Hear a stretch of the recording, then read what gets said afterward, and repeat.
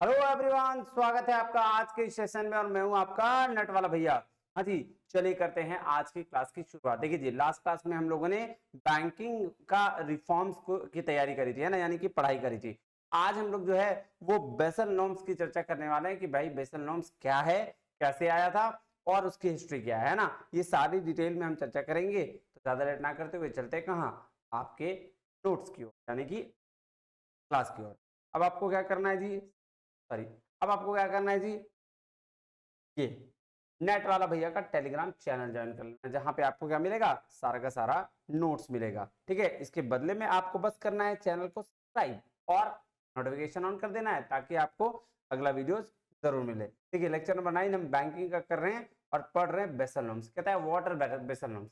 Basel norms क्या है, इससे पहले हम ये समझते हैं कि हिस्ट्री क्या रही है, इतिहास क्या रहा है हमारा ना। बेसल नॉर्म्स आया कैसे, आई थोड़ी सी इसकी हिस्ट्री की चर्चा करते हैं। देखिए, सबसे पहले क्या हुआ, सबसे पहले बात जब 1914-18 में आपको याद होगा कि फर्स्ट वर्ल्ड वॉर हुआ था। क्या हुआ था? फर्स्ट वर्ल्ड वॉर, जिसमें ना जर्मनी और यूएस के बीच, कंट्रीज और भी कुछ कंट्रीज थी, उसके बीच में झगड़ा हुआ था, जबरदस्त झगड़ा हुआ था, है ना। और उस वक्त में यूएस गवर्नमेंट ने सारी प्रोडक्शन क्या कर लिया, खरीद लिया। और क्यों खरीदा भाई? क्योंकि झगड़ा हो रहा है, झगड़ा हो रहा है तो सोल्जर्स को जरूरत पड़ेगी खाने की, और खाने की जरूरत पड़ेगी तो भैया उसने क्या किया, सारा प्रोडक्शन है वो खरीद लिया सोल्जर्स के। ठीक है, अब इसकी वजह से नॉर्मल लोगों के लिए स्कार्सिटी, नॉर्मल लोग बाहर की जनता जो है उसके लिए क्या हो गई, स्कार्सिटी हो गई, कमी हो गई। ठीक है, अब एक तो ये हुआ। दूसरा, 1919 में ट्रीटी ऑफ वर्सेल्स हुआ। देखो भाई, झगड़ा होगा, उसकी वजह से ये कमी आ गई। दूसरा क्या हो गया, झगड़ा के बाद 1919 में ट्रीटी ऑफ वर्सेल्स हुआ, जिसमें यूएस और जर्मनी के बीच में शांति प्रस्ताव लाया गया। भैया दोनों, आप चलो ठीक है, बहुत झगड़ा कर लिए, जर्मनी की पिटाई पड़ गई, जर्मनी बोला कि भाई साहब अब माफ कर दो हमें, अब शांति का प्रस्ताव लेकर आते हैं। प्रस्ताव लाया और फिर उसके बाद यूएस ने प्रॉमिस कर दिया कि भैया वो उसको हेल्प करेगा। ठीक है, जर्मनी की हालत खराब हो गई, जर्मनी की हालत खराब हुई तो यूएस ने प्रॉमिस कर दिया कि चलो तुम्हारी हालत खराब है तो हम क्या करते हैं, हम तुमको मदद करेंगे। ध्यान देना कि ऊपर में भाई साहब स्कार्सिटी हो गई है नॉर्मल लोगों के लिए, ये बात ध्यान में रखना। और दूसरा क्या हुआ, 1919 में ट्रीटी ऑफ वर्सेल्स हुआ, जिसकी वजह से क्या हुआ, यूएस ने प्रॉमिस कर दिया जर्मनी को कि भाई हम तुमको हेल्प करेंगे। ये बात ध्यान रखना। अब ध्यान, चलो मेन चीज कह रहा है, नॉर्मल लोगों के लिए स्कार्सिटी हो गया था, ये बात आपको याद है। तो यूएस गवर्नमेंट ने बैंक को रिकमेंडेशन दिया। क्या रिकमेंडेशन दिया? अब जो यूएस का गवर्नमेंट थी अपने बैंकों को रिकमेंडेशन दे दी कि अगर कोई फार्मर्स लोन लेने के लिए आए तो बिना सिक्योरिटी के लोन दे। क्या करो, बिना सिक्योरिटी के लोन दे दो, इसमें कोई पैसा वैसा, मतलब कोई सिक्योरिटी नहीं लेना। और इस वजह से सबको लोन मिलता चला गया। क्या हुआ, सबको लोन मिलता चला गया और सबने खेती डट के की, पूरा खेती किया। और जब खेती किया तो भैया हो गया ओवर प्रोडक्ट, ज्यादा प्रोडक्शन, सबने खेती की, सबका प्रोडक्शन हो गया और ओवर प्रोडक्शन हो गया। और जब ओवर प्रोडक्शन हुआ तो डिमांड क्या हो गई, डिमांड हो गई जीरो, डिमांड खत्म, क्योंकि सबने प्रोडक्शन किया तो कितना लेंगे, कितना ये करेंगे। अब जब डिमांड जीरो हो गई, ये सबने खेती की थी इसलिए डिमांड जीरो हो गई। अब जब डिमांड जीरो हो गया तो बैंक को इंटरेस्ट नहीं मिला, क्योंकि लोन लेके काम किया था सबने, तो इंटरेस्ट बैंक को मिला नहीं। अब बैंक को इंटरेस्ट नहीं मिला तो यूएस में आ गई भाई साहब बैंक, मतलब सोच लो, एक तो खुद के घर में वांदे पड़ गए इसके, है ना, और दूसरा वो क्या, यूएस ने ऑलरेडी प्रॉमिस कर दिया था कि भैया हम आपको हेल्प करेंगे। ठीक है, तो अब क्या कह रहा है, अब यूएस को खुद ये सिचुएशन है और उसने पहले से ही जर्मनी से वादा किया है कि उसको हेल्प करेगा। सिचुएशन आ गई तो इधर इधर क्या हो गया, इधर बैंक फेलियर हुआ और इसको लिक्विड करना पड़ गया। अब बैंक बैंक बोला भाई भाई साहब अब नहीं रह पाएंगे, इसको लिक्विडेट। तो इसके बाद आ गया भैया 19 डिप्रेशन, ग्लोबली डिप्रेशन आ गया था। अब जब क्या हुआ, जब ग्लोबल डिप्रेशन आया तो फिर कुछ कंट्रीज ने मिलकर डिसाइड किया कंडीशन दोबारा किसी साथ ना हो के लिए तब किया जाए, जो इंटरनेशनल लेवल पर सभी बैंकों को रिकमेंडेशन जारी करेगा। क्या करेगा, रिकमेंडेशन जारी करेगा, उसका देखरेख करेगा। और फिर 17 मई 1923 को सेटअप किया गया क्या, BIS, bank for international, international level की इंस्टीट्यूशन ऑर्गेनाइजेशन बनी। इसके बाद इसको लेकर 1974 में एक कमेटी बनाई गई, इसका नाम पड़ा banking Basel committee of banking supervision, ठीक है। और जो इशू करेगी क्या, बेसल नॉर्म्स, क्या इसको कह लो बेसल अकॉर्ड्स, का मतलब है ऐसे नॉर्म्स जो सभी बैंक के पे लगाया, और इस प्रकार से बेसल नॉर्म्स की शुरुआत हुई। बात समझ में आया? तो अब ये हो गया बेसल नॉर्म्स, ठीक है। बेसल नॉर्म्स कैसे आया, समझ रहे हो कितना बड़ा कहानी, बस इसी कहानी से आया क्या। आइए तो अब चलते हैं कहाँ, नोट्स पर, और देखते हैं क्या होता है बेसल नॉर्म्स, है ना। चलिए, कह रहा है Basel norms are set of common standards for bank across, बहुत सारे कंट्री ये कॉमन स्टैंडर्ड्स लेके आता है कौन, बेसल नॉर्म्स। कह रहा है कब आया भाई, 1974 में आया। कब आया, 1974 में आया। कह रहा था most recent set of norms is Basel third, ठीक है। अभी तक 3 बेसल नॉर्म्स जारी किए जा चुके हैं, इसमें अभी जो रिसेंट वाला है कौन है, बेसल नॉर्म थर्ड से। कह रहा है is likely to be implemented from India. 2019 में इम्प्लीमेंट होना था लेकिन हुआ नहीं। कह रहा है ये बहुत सारे बैंक को क्या करेगा, अफेक्ट करेगा। कह रहा है बेसल क्या है, एक सिटी है स्विट्जरलैंड में, और किसका हेडक्वार्टर है, सब ब्यूरो ऑफ इंटरनेशनल सेटलमेंट, मतलब BIS का जो मतलब ये सबसे इंटरनेशनल फाइनेंशियल बॉडी है, जिसके बारे में डिटेल में हमने चर्चा करा ना जी, वो बॉडी है जो क्या करे, which foster cooperation among the central bank with a common goal of financial stability and common standards of banking regulation, के लिए कॉमन गोल फाइनेंशियल स्टेबिलिटी को मेंटेन करने के लिए और कॉमन स्टैंडर्ड बैंकिंग रेगुलेशन को बनाने के लिए। तो ये थी भाई साहब क्या, आपकी बेसल के बारे में जानकारी और बेसल BIS के बारे में जानकारी। कह रहा हर 2 मंथ में क्या होता है, BIS जो है होस्ट करता है मीटिंग, जिसमें सारे गवर्नमेंट जो है गवर्नर क्या करते हैं, सारे जाते हैं, और ये हाँ सारे गवर्नर क्या करते हैं, ये देखिएगा, एंड सीनियर ऑफिशियल जो होते हैं सेंट्रल बैंक के, वो जाते हैं और वहां मीटिंग को अटेंड करते हैं। Currently there are 27 member nation in, 27 member है, ठीक है, जिसमें RBI इंडिया भी शामिल है।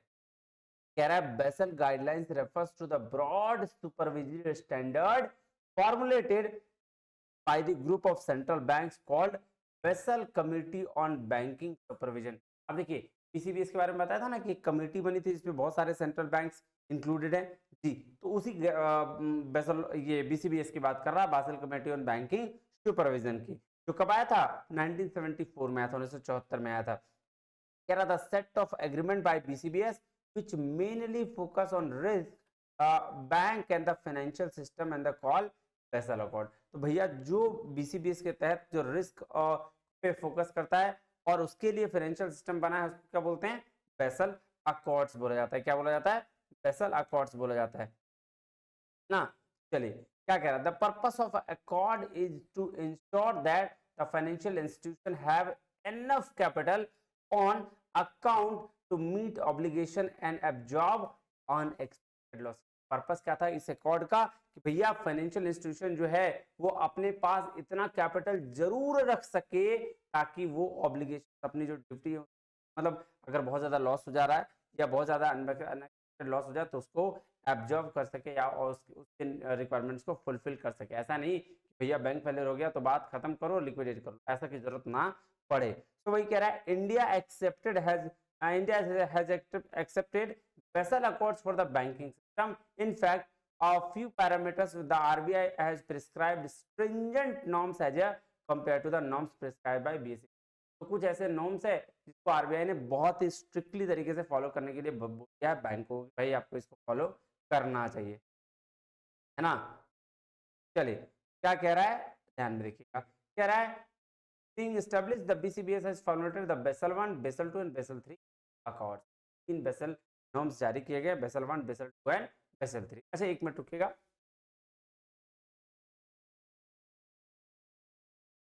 अब आइए BIS की चर्चा करते हैं। ऑलरेडी हमने चर्चा करी है, थोड़ी सी और चर्चा कर लेते हैं, नहीं चलिए। तो BIS क्या है, कह रहा bank for international settlement is an international financial institution that serves the bank for central bank. सारे सेंट्रल बैंकों के लिए का बाबूजी है, क्या है, सारे सेंट्रल बैंकों का बाबूजी।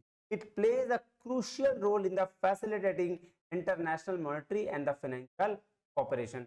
बोला भैया एक क्रूशियल रोल प्ले करता है इंटरनेशनल मॉनेटरी और फाइनेंशियल कॉर्पोरेशन में। Here is an explanation of Bank of देखिए क्या एक्सप्लेनेशन है, एस्टेब्लिशमेंट कब हुआ है सर 1930 में, इसका ये कब आया था 1930 में आया था, और हेडक्वार्टर कहाँ है बासेल स्विट्जरलैंड में है। Creation was in response to financial instability and monetary issues that rose after World War one and during the Great Depression. भाई साहब क्यों इसको बनाया गया, क्योंकि जो ग्रेट डिप्रेशन हुआ था ना तब सर वर्ल्ड वॉर वन के बाद में उसके बाद जो फाइनेंशियल इंस्टेबिलिटी आ गई थी आ रहे थे, इसकी वजह से इसको मैंने बताया था इसका रीजन जर्मनी और यूएस में क्या पंगा हुआ था और इसकी वजह से इसको बनाया गया था। कह रहा BIS was designed to be a forum for central bank to collaborate and promote monetary stability on a global scale. तो भैया BIS क्यों बनाया है, ताकि ग्लोबल लेवल पर आप क्या कर सको, एक फोरम क्रिएट कर सको और कोलैबोरेट करके प्रमोट कर सको मॉनेटरी स्टेबिलिटी। अब देखिए सेंट्रल बैंक का कोलैबोरेशन क्या है, कह रहा BIS provides a platform for the central bank for from around the world to interact and cooperate. तो ये जो एक प्लेटफॉर्म प्रोवाइड करता है जिसमें सारे देश के जो हैं सेंट्रल बैंक कोऑपरेशन एक दूसरे का करते हैं और इंटरेक्ट कर पाते हैं। कह रहा it's serve a hub for the central bank, इसको क्या बोलते हैं सेंट्रल बैंक का हब भी कहा जाता है ना। अब चलिए BCBS basal committee for banking 1974 में ये कमेटी बनी है, क्या क्या काम है देखिएगा। कह रहा following bank failures in both Germany and US in 1974। भैया बोल रहा भाई साहब जर्मनी और यूएस के बीच में जो पंगा हुआ था उसकी वजह से 1974 में सेंट्रल बैंक के governor of G10 country 10 countries थे, उसमें सवाल पूछा भी गया आपके एग्जाम में कितने कंट्रीज के तहत ये जो है BCBS बना था, तो 10 कंट्रीज याद रखिएगा। Set up a committee to improve the quality of banking supervision world wide. तो वर्ल्ड वाइड बैंकिंग के सुपरविजन को बढ़ाने के लिए भाई साहब एक कमेटी बनी, इसका नाम पड़ा BCBS Basel committee on banking supervision. क्या रहा है, the Basel committee on banking supervision is the primary global standard setter for the prudential regulation of banks and provides a forum for regular cooperation on banking supervisory matters for the central bank for. भैया international level पर जो central bank सारे bank हैं, ठीक है, सारे बैंकों के लिए एक फॉरम प्रोवाइड करना ताकि वो क्या कर सके, वो सुपरवाइज कर सके, कौन ये BCBS, और एक ग्लोबल स्टैंडर्ड भी सेट कर सके सभी बैंकों के लिए। कितना इंटरनेशनल लेवल पर जो सारे बैंक है, लेवल पर नहीं, अपने अपने सेंट्रल लेवल के जो बैंक है, तो वो इंटरनेशनल लेवल पर एक कमेटी है ना BCBS, वो सभी बैंकों के लिए क्या करेगी, नॉर्म्स जारी करेगी। ठीक है, कह रहा है it was established by the central bank of governor of group 10 countries 1974 में G10 10 कंट्रीज के बीच में एस्टैब्लिशमेंट हुआ था। कह रहा था committee expanded it's membership 2009 and again in 2014 the BCBS now is 45 members from the 20th jurisdiction consisting bank and the responsible banking regulation। 2009-2014 में बोला इसका मेंबरशिप को बढ़ाया जाए, बढ़ाया, अभी 45 मेंबर है इसमें और उसका रोल प्ले कर रहा है अलग अलग जगह पे। कह रहा it provides a forum for regular cooperation of banking supervisory matters पे रेगुलर कोऑपरेशन कर रहा है। कह रहा है it's objective to enhance understanding of की supervisory issues and improve the quality of banking world wide. तो क्या ऑब्जेक्टिव है भैया कि आपका की सुपरवाइजरी इशू जो है उसको एनहांस करने का और इंप्रूव करने का क्वालिटी ऑफ बैंकिंग। ठीक है जी, चलिए अब देखिए बेसल वन कब आया था। देखिए इसमें 3-4 चीज आपको देखने लायक है, जो 3-4 चीज बेसिक चीज पूछा जाएगा वो मैं आपको बता दे रहा हूँ। बेसल वन में सबसे पहले पूछा जाएगा कि भाई बेसल वन कब में आया था, 1988 में। कह रहा है BCBS introduce capital measurement system called Basel capital accord also called Basel one. तो BCBS ने पहला नॉर्म्स जारी कर दिया सभी बैंकों के लिए, सभी इंटरनेशनल लेवल पर जितने सेंट्रल बैंक है सबके लिए 1988 में कि भैया एक बेसल वन आपका बेसल अकॉर्ड आ गया, इतना कैपिटल आपको मेजरमेंट करके अपने पास रखना है। It implemented in 1992, it focused almost entirely on credit risk. भैया ये बोला कि आप क्रेडिट जो देंगे, क्रेडिट रिस्क जो है आपका 1992 में इसको इम्प्लीमेंट किया, 88 में आया, इसके बारे में चर्चा हुई, 1992 में इसको इम्प्लीमेंट किया गया बहुत सारे कंट्रीज में, और इंडिया इसको अडॉप्ट किया 1999 में। ये देखो India adopted Basel one guidelines in 1999, और कितना था रिस्क वेटेड कैपिटल या कैपिटल एडिक्वेसी रेशियो कितना परसेंट था, तो sir the minimum capital requirement was fixed at 8% of risk weighted asset RWA का, इसको हम लोग कैपिटल एडिक्वेसी रेशियो कहते हैं। कम से कम इतना तो आपको रखना चाहिए ताकि आप फ्यूचर में अगर आपका एबनॉर्मल लॉस हो तो आपको क्या हो, दिक्कत ना हो। ठीक है, तो इंडिया कब अडॉप्ट किया 1999 में, ये याद रखिएगा। 88 में बेसल 1988 में आया, 92 में उसको अडॉप्ट किया गया ओवरऑल लेवल पे, और इंडिया जो है 1999 में अडॉप्ट किया था इसको। अब चलिए बात करते हैं बेसल 2 की। बेसल 2 क्या है? On June 2004 Basel 2 guidelines were published by BCB, 2004 में आया। ठीक है, which were considered to the refined and reformed version of Basel 1। Basel 1 को रिफाइन और क्या करना था, रिफॉर्म करना था। The guideline were based on the 3 parameters which committee called as। देखिए, जो 3 पैरामीटर्स पर ये बेस था और इसको बीसीबीएस कमेटी ने कहा कि ये 3 पिलर्स हैं। ठीक है, तो सबसे पहले जो चीज थी वो कैपिटल एडिक्विटी रिक्वायरमेंट था, कि कितना परसेंट जो है रेट हम मिनिमम जो है वो मेंटेन करके रखेंगे सीएआर के रूप में। कह रहा है bank should maintain the minimum capital adequacy requirement 8% of, और इंडिया के लिए ये 9% कर दिया था आरबीआई ने। याद रखिएगा, बेसल 2 नॉर्म्स जो इंडिया के लिए था वो 9% था, और अदर मतलब कंट्रीज जो थी बीसीबीएस ने 8% कहा था। दूसरा जो पिलर है वो है सुपरवाइजरी रिव्यू का। कह रहा है according to this the bank were needed to develop and use better risk management techniques in monitoring and managing all 3 type of risk, that is credit, market and operational. Supervisory review, तो भाई साहब अगर आप supervising कर रहे हैं, supervisory के लिए आपको बेटर रिस्क आना चाहिए, क्रेडिट, मार्केट और ऑपरेशन को आपको ध्यान में रखना चाहिए। और तीसरा है मार्केट डिसिप्लिन। कह रहा है this need increase in requirements, bank need to mandatorily disclose the CAR and risk exposure and it is to the central bank. अब देखो ये कह रहा है India accepted capital adequacy requirement of 9% of the risk asset June 2009। 2004 में सब लोग किया और इंडिया 2009 में किया। का कैपिटल एडिक्वेसी रेट कितना था 9%, और ओवरऑल सबके लिए 8%। पूछा गया हर एक क्वेश्चन जो मैं बोल रहा हूँ ये पूछा गया, ध्यान में रखिएगा। ये देखिए बेसल नॉर्म्स 2 में minimum capital requirements, pillar 1 supervisory review और मार्केट डिसिप्लिन, ये तीनों भी पूछा गया है कि बेसल 2 के 3 पिलर्स कौन कौन से हैं, ये पूछा गया। ठीक है, याद रखिएगा, वेरी वेरी इंपॉर्टेंट है। बेसल 3, अब बेसल 3 जो बोला कि in the wake of Lehman brothers collapse 2008, 2008 में लेहमैन ब्रदर्स जो थे वो कोलैप्स कर गए, और इनसुइंग हो गया क्या, फाइनेंशियल क्राइसिस। पीसीबीएस डिसाइड किए to update and strengthen the accords को फिर से अपडेट करने की बात करी गई, इनहैंस करने की बात करी गई, और यही चीज 3 चीजों पे इनहैंसमेंट लगा दिया गया। ठीक है, ये देखिए इट्स ऑफ पुअर गवर्नेंस और रिस्क मैनेजमेंट, देखा गया कि भाई पुअर गवर्नेंस था और रिस्क मैनेजमेंट बहुत ही कम था। इनएप्रोप्रिएट इंसेंटिव स्ट्रक्चर था, over leverage banking industry as a reasons for the collapse, बस बोल रहा है ओवर लिवरेज था, बहुत ज्यादा लोन दे दिया गया था, इस वजह से क्या हुआ, बैंकिंग इंडस्ट्री वो खराब हो रहा था या खत्म हो रहा था।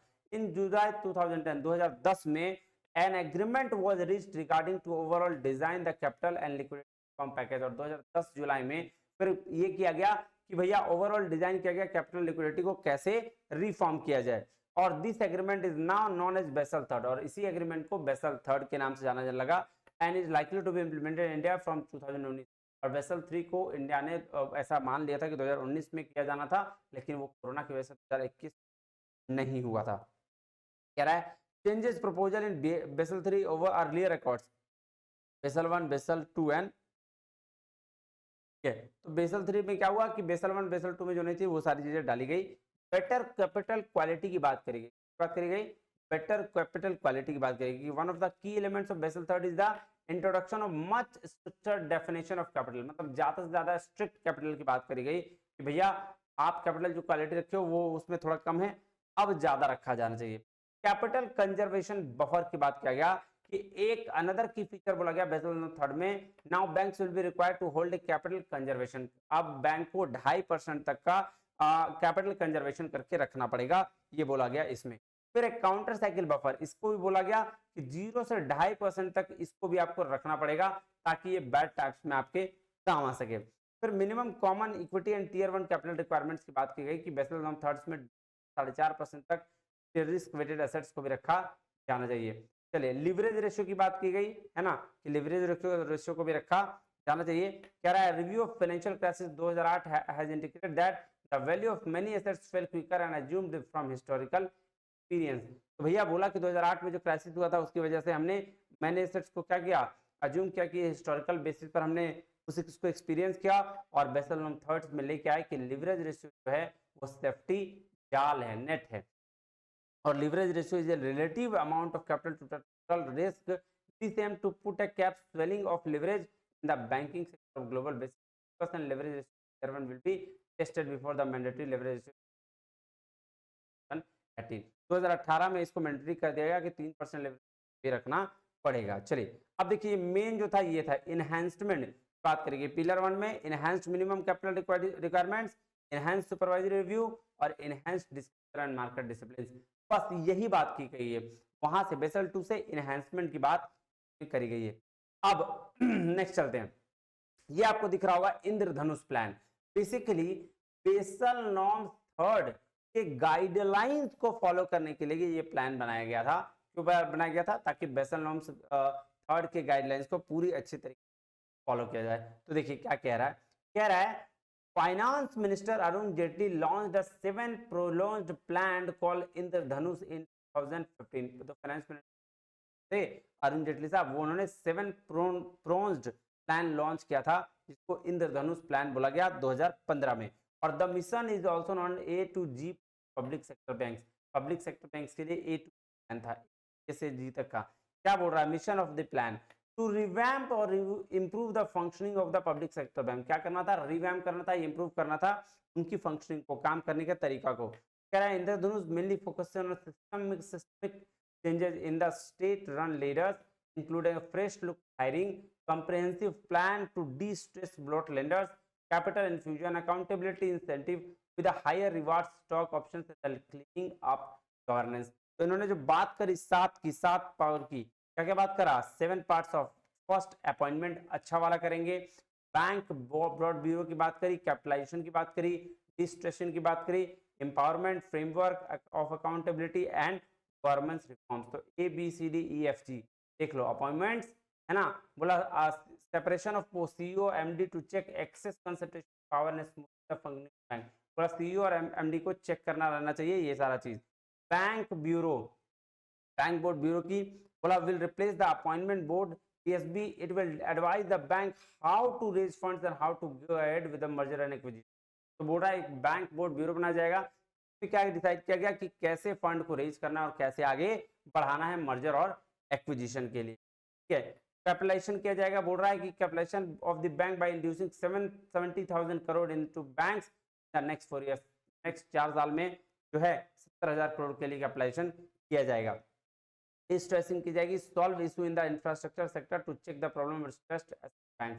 तो भैया सॉल्व किया जाएगा किसके लिए? इंफ्रास्ट्रक्चर सेक्टर में चेक करके कि भैया क्या दिक्कत आ रहा है। एम्पावरमेंट किया जाएगा, great autonomy of banks, more flexibility, hiring की जाएगी मैन पावर की, फ्रेमवर्क ऑफ अकाउंटेबिलिटी को तैयार किया जाएगा और गवर्नमेंट गवर्नेंस रिफॉर्म की बात जाएगी। ठीक है जी। चलिए क्या कह रहे हैं? Gyan Sangam conference between the government officials and the bankers resolving banking talking out future policy. मतलब गवर्नमेंट से बात पूरी कह रहा है। लीजिए जी, ये हो गया बेसल नॉर्म्स, है ना, बेसिक जानकारी थी। बेसिकली देखिएगा बेसल नॉर्म्स में आपको पढ़ना क्या है, डेट पढ़ लीजिएगा, इंडिया का इंप्लीमेंट किया वो पढ़ लीजिएगा, रेट कैपिटल एडुकेशन कितना ये पढ़ लीजिएगा, BCBS का डेट पढ़ लीजिएगा और BIS का डेट और कहाँ बात आपका बन जाएगा, है ना। तो आज के लिए इतना ही, मिलते हैं अगले वीडियो में, तब तक के लिए बहुत बहुत धन्यवाद। थैंक यू वेरी मच, तैयारी करते रहिए मस्त, है ना। चलिए तब तक अगले वीडियो, जय हिंद।